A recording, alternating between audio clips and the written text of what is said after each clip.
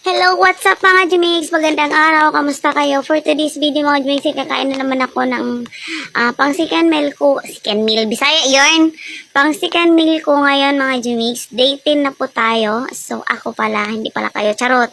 Ayan, meron po ako dyan dalawang pipino na ganyan yung hiwa. Pastik naman siya para maiba naman. Tapos yun, di mawawala yung black coffee ko. Ayan. Masarap na black coffee. Ayan mga Jumi. Tapos meron ako dyang konting cabbage lang kasi may kahati kasi ako as always.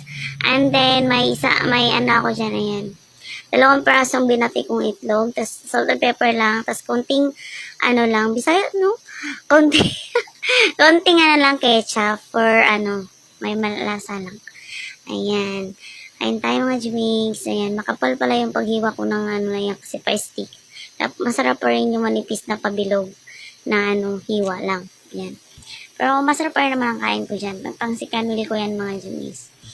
Kanina, 16 hours ako, ano, nag-stop sa, sa fasting ko. And then, ang ulam ko kanina ng umaga is, ano ba yun?